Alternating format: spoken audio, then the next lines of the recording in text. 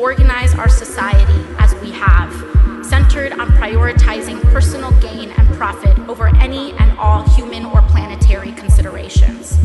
And frankly, it is unsustainable to continue to believe that our system of runaway, unaccountable, law-breaking pursuit of profit, whose inequality is so socially destabilizing that it is giving rise to authoritarians who burn our forests and challenge the democracies that listen to basic science, and to think that that has nothing to do with this. I thought we were supposed to conserve things. I couldn't reconcile it. Now I can.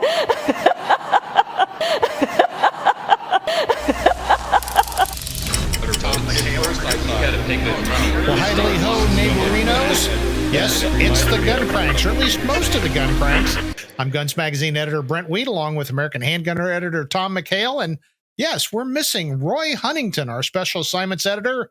His internet is yet down. And you know why I think it's down, Tom? What? Climate change. Oh, 100%. 100%. Yeah. Well, because he uses a diesel coal-powered generator for his internet stuff. So, and what about the children? It's killing the children, okay? Oh, yeah. Well, we're going to talk about that in just a second. But first, I remembered this week to talk about our great sponsor, For Patriots. And last week, was it last week, Tom, we were having to do the chanting and all that? Okay. The opinions? For Patriots, for Patriots, for Patriots, for Patriots, for Patriots, for Patriots. I kind of screwed it up. Forgot? Yeah, I kind of forgot, and I feel terrible about that. But I didn't forget this week the For Patriots solar power generator, and I've even got the solar panel. So you can if you went outside right now, you could cause your face to burst into flames if you did this. But that thing would charge up in about 8 seconds here. 8 today. seconds, exactly. Yeah. So you know who needs that? Who needs that? Roy. Yes, he's been wiped out by climate change, internet. But he would have lots of free electrical power right there. Yep, ready right to go there on demand. So don't forget.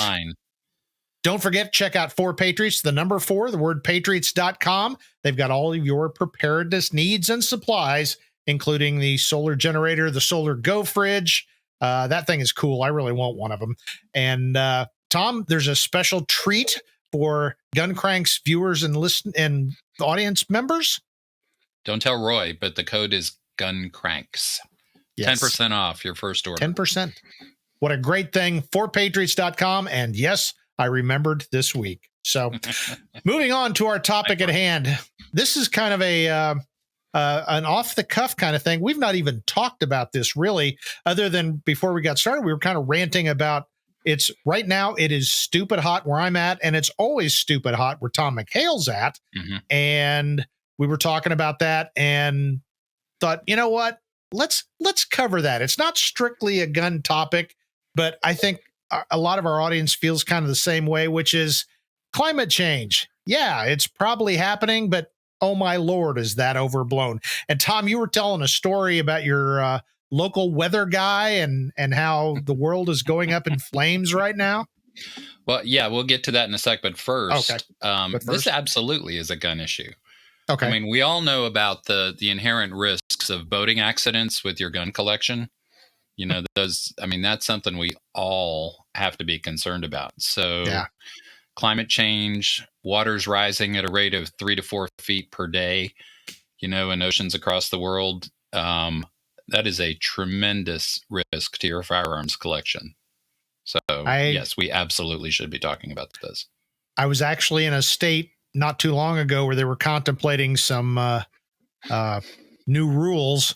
And there was a guy standing there at the counter and he said, yeah, it'd be terrible. There's going to be boating accidents as far as you can see. I'm like, what are you talking about? He goes, I take my gun collection, especially things like, bump stocks or AR pistols, braces, and that kind of stuff. Yeah. Braces. That's 11 round magazines.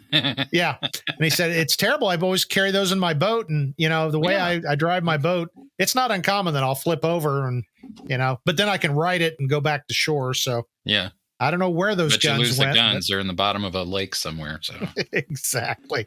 Wow. That was a tragic. Long road to get to a short a short point. But anyway, it's a very real problem. It is. Mm-hmm. And again, I think both you and I agree that climate change is real. Otherwise, I'd be living under several hundred feet of ice and you'd be under several hundred feet of water. But before we get to that, talk about, this is a great story you were telling about the local weathercaster. Can we say the moral of the story up front? It's all in the delivery. Just anything, whatever, everything it's all in the delivery. So I saw something online the other day and it just cracked me up. I'm still laughing about it. And it was one of these side by side photographs, and it was the same TV station. I forget where it was. It was like Minnesota or Michigan or somewhere. And it was the weather scene. The guy standing in front of the big green screen wall, but it was covered, with a map of like the central part of the United States, and it has all the different temperatures in the states. And there was one from 3-4 years ago, the same picture, same weather person standing there, and all the numbers were on the states, and the map was blue and green, just like many maps are. And then there was one, same picture, same guy, same station this past year, same numbers. The temperatures were virtually identical surrounding him, but the map was fire red with orange and flames and burning heat, and all this stuff. And you're kind of looking at it and going, well, it's 92 there and it's 92 here, but this one is, we're all bursting into flames spontaneously, by the makeup of this map. And I thought that was interesting. Yeah. I wanted to take my gun collection boating right away after seeing that. So exactly. That is the crux of it. Everybody I talk to says the exact same thing. Yeah, the climate changes because it's always been changing and always will be changing. Now, do I dispute that humans have probably had a involvement in that? Probably, but then again, do you remember, Tom, when we were kids back in the 70s, I was actually worried about, because it was all over the news, global cooling. Remember that? The Ice Age. We were all going to be dead and frozen by right now. Mm-hmm. And, I've read up on that because I'm like, what happened to it? Well, first of all, you're not allowed to talk about it because it was just inadvertent science. But is that somebody knocking on your door, federal agents right now? Or? The federal climate police. Zuckerberg from Facebook, is he knocking on your door? Exactly. But for those younger viewers and listeners, go back. I'm telling you, in the late 70s, we were all, it was settled science. Don't debate it. Don't dispute it. If we don't do something about pollution right now, we'll all be frozen to death by the year 2000. Okay. It is chilly in here. Are you cold? Well, it's not here because our air conditioner is running overtime because it's, as I've said before, hotter than the hinges of hell here in the Midwest. But, right now, what actually got this started was, I was telling Tom before we recorded something else, that I've been out all morning working. Normally I work all day and then I'll go out in the evening and do some work. Well, it's so hot here right now because it's late August that I went out and did some digging and gardening and blah, blah, blah, blah, blah.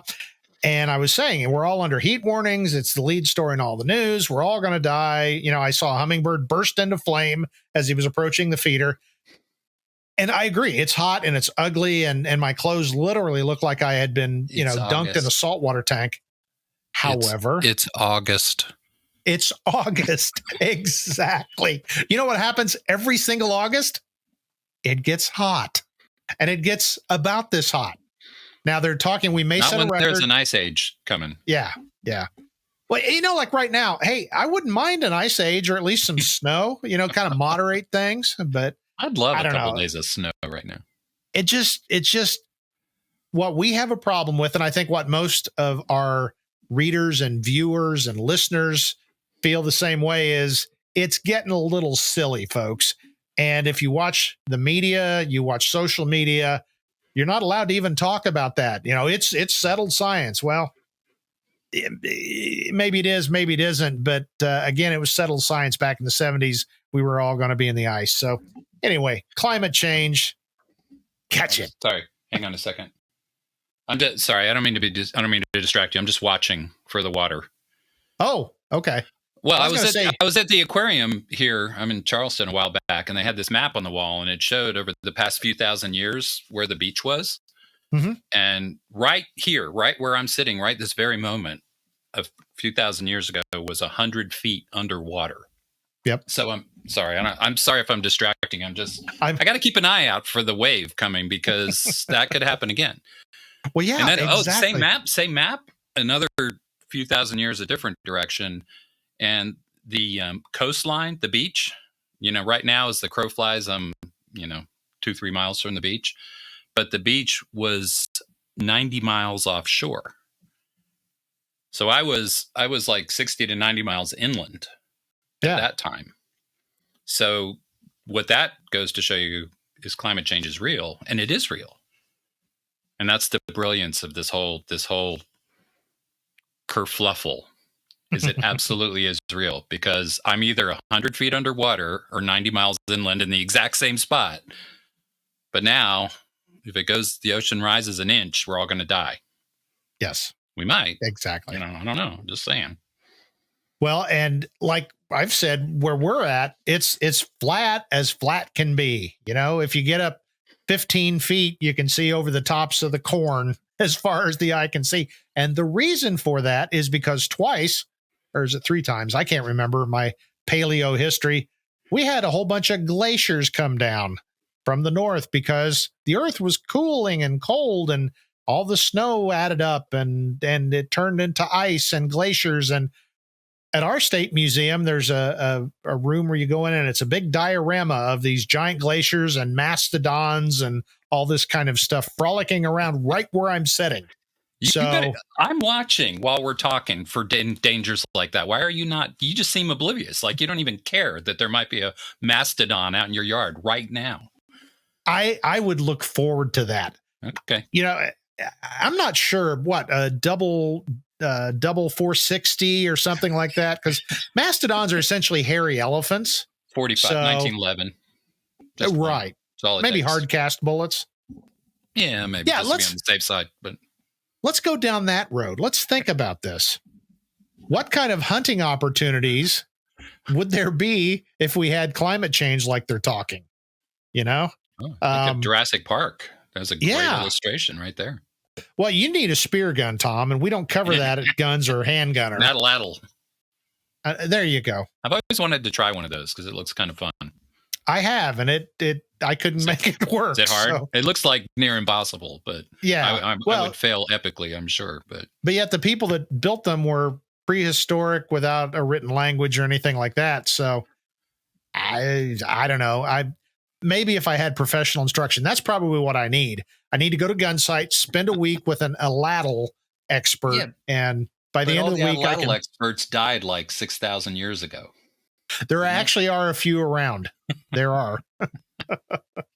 But no, go back to if global heating, things that are deserts now will get a lot more rain. Places that are green like here will be deserts. So there'll probably be lions and stuff around here. So if you can swim out of your house and get here, we'll do some lion and elephant hunting and stuff. That'd be pretty cool. Do you like to fish? You know that. I'm a big fisherman. Right here, my house was 100 feet underwater at one point. That's megalodon depth right there. That's true. You're talking about real sport fishing. Just saying. So it's pretty cool to build artificial reefs and stuff. Could we do some stuff around your house anticipating that the water will come over very shortly? I'll just start dumping old ships and trains in my front yard and backyard. Wouldn't your neighbors love that? Yeah. It's an artificial reef. We're just waiting for the water. Well, then all you have to do is when the neighbors are complaining about the car bodies and the concrete riprap, and like you said, old locomotives, you get the local news to come out. They'll talk to an expert, and typically a professor at a university, and he'll say, oh, yes, we're all going to be dead in 15 minutes. And then if you're lucky, they'll go and talk to a organization that fights climate change. And, they'll talk to like Heather Granola Spindrift or whatever. And she will at some point maybe get teary about all the change that's going to occur. And what about the children? So I think we've got a good plan here. Don't you, Tom? I do. And you know what's funny about all that? Obviously, we're having a whole lot of fun with this, but here's the deal. Here's the thing. Yes, there's some truth to everything. That's why arguments get cited. Yeah, is pollution bad? Yeah, it's bad. You know what the real point here is, while we're talking, is you can't have discussions anymore. Like, why can't we have a rational discussion about climate change and say, hey, yeah, the climate is changing. Okay, so what's causing it? Let's look at that, So what caused it 3,000 years ago when I was 100 feet underwater? Something different? Same? It's a question. I'm not even making a statement. You can't ask questions anymore about anything. Are electric cars good or bad for the environment? There's a whole lot of awful for the environment, but they are horrible for the environment, but you can't have that conversation to say what are the pros and cons, right? Yep. Now, let's go down this road, Tom. What kind of comments do you think we're going to get now that we've actually made fun of climate change? And make it no mistake, that's what we've done here. We have looked at the camera on our platform and said, climate change is kind of silly. So I don't care. And you know why I don't care? Because I just got my patent approved on an electric gun. No emissions, no burning carbony, smoky, flamey material. They are 100% electric, so they are free. There you go. They use no energy, and they are infinitely available, and they are environmentally friendly, except for the child slave labor that I need to get the materials out of the earth. But that's okay, because they're not using any mechanical equipment. They're digging with their own sweat and tears, and we hardly feed them. So, it's not really, no meat consumption or anything like that. So I don't care. I'm going to be independently wealthy with my electric gun. Now, see, there would be an interesting problem for the, say, progressives of the world. What if we made a gun that had, what if we somehow came up with some type of propellant or a firearm that actually reduced carbon, sucked in the carbon? Suck it out of the air. Yeah. Can you imagine? They would be all for that, but yet guns are bad and the people that use them are evil. So that's a conundrum you just That is a created. conundrum.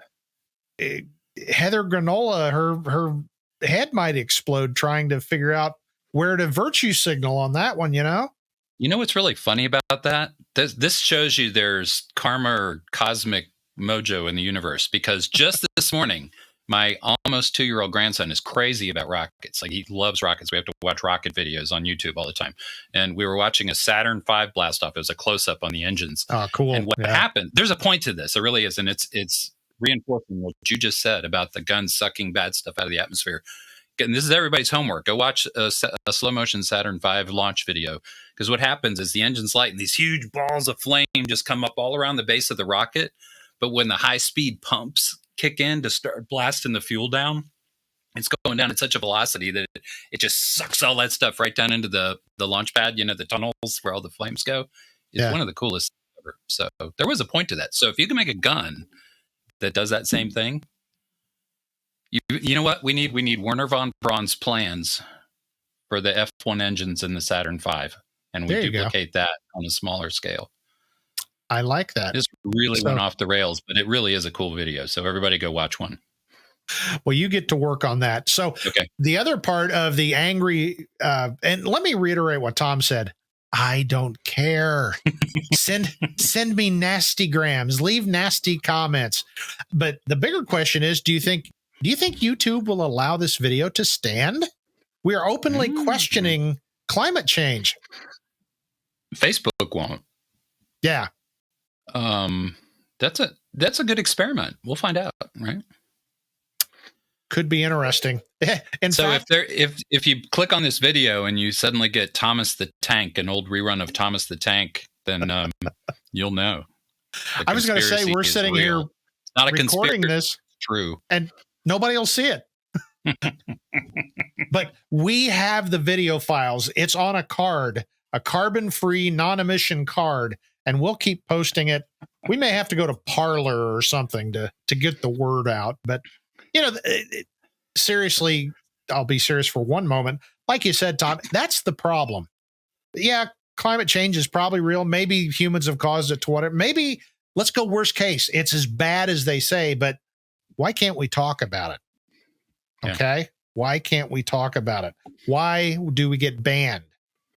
You know, why will Right. this video maybe never see the light of day? Because you're not Why is trusting the that? science, which kills me. I swear that line kills me more than anything, because the very definition of science is it's never settled.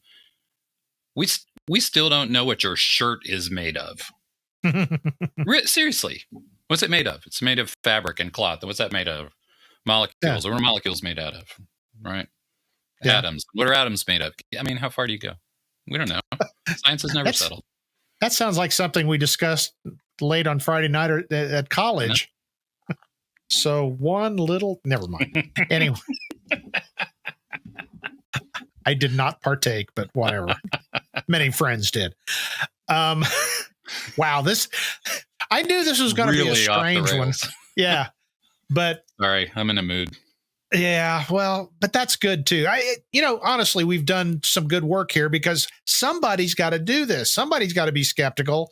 Somebody's got to ask why. And again, I keep going back to it was settled science. Don't you dare argue that we're all going to be frozen to death by now. I just want to be able to have a conversation.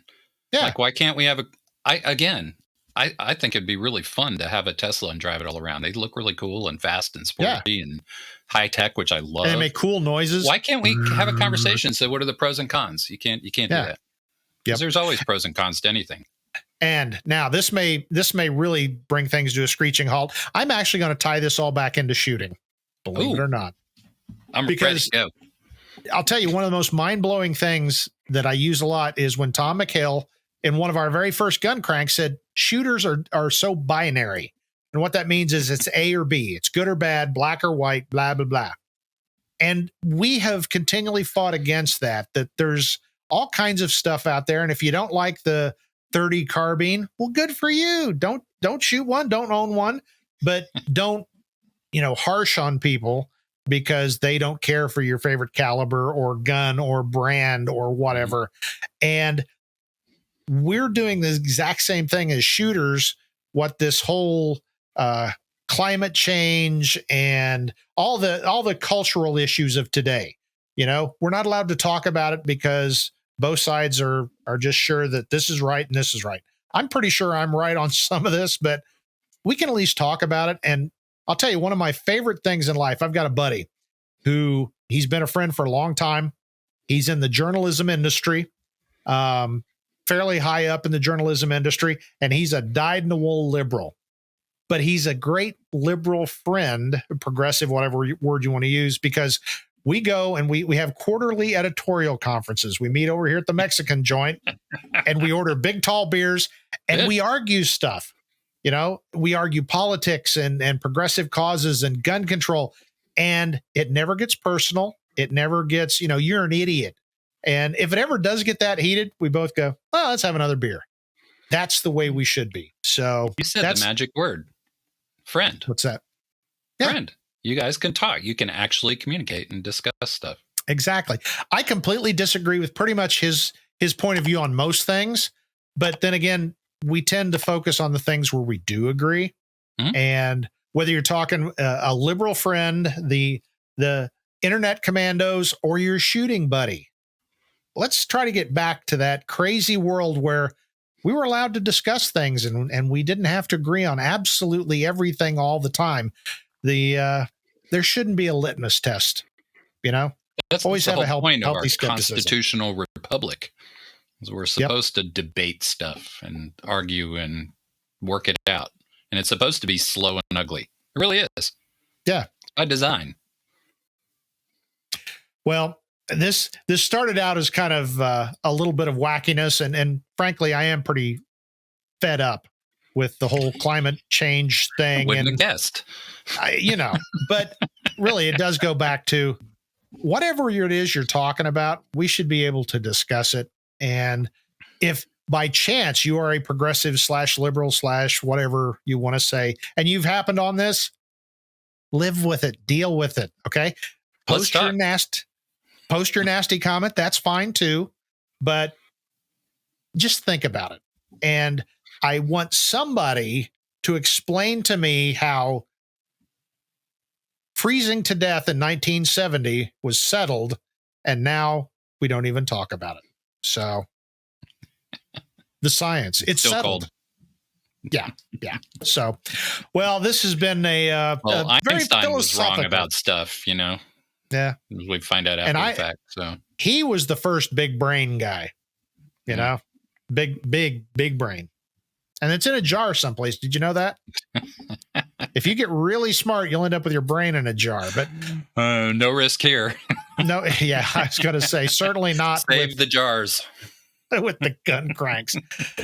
Well, anyway, this has been a very philosophical and strange and meandering kind of gun cranks. But like I said, Roy is off sweating in the woods of Missouri, waiting.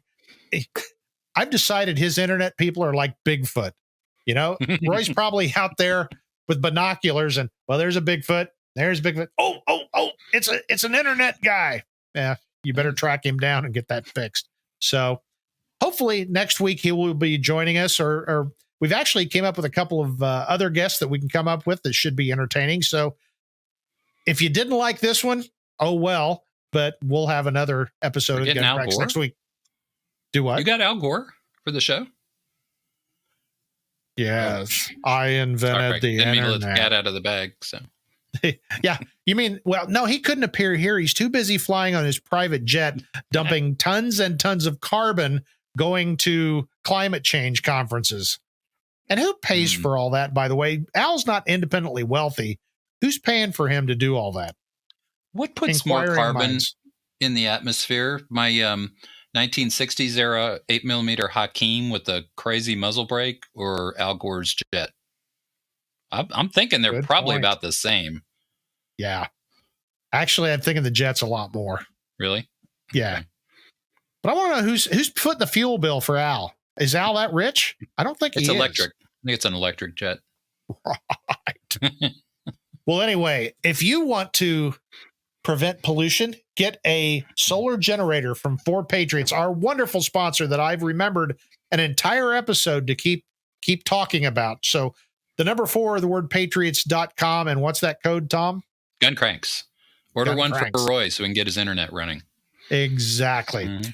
Well, that's it for a unusual episode, more of a think piece than anything else, I guess you would say. But let's hear what you've got to say. If you're watching us on YouTube, say something. Tell us what you think. Tell us if you think climate change is a real deal and if Tom and I are personally responsible for it. So anyway, any closing thoughts, Mr. McHale?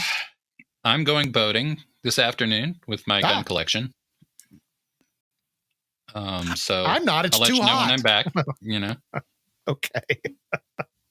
Crazy. Well, on behalf of Tom McHale, the absent Roy Huntington, I am Guns Magazine editor Brent Wheat, saying we'll see you guys next week. I'm Guns Magazine editor Brent Wheat, along with Tom McHale, editor of American Handgunner, Eric Gelhaus, editor of AmericanComp.com, and man about town, Roy Huntington.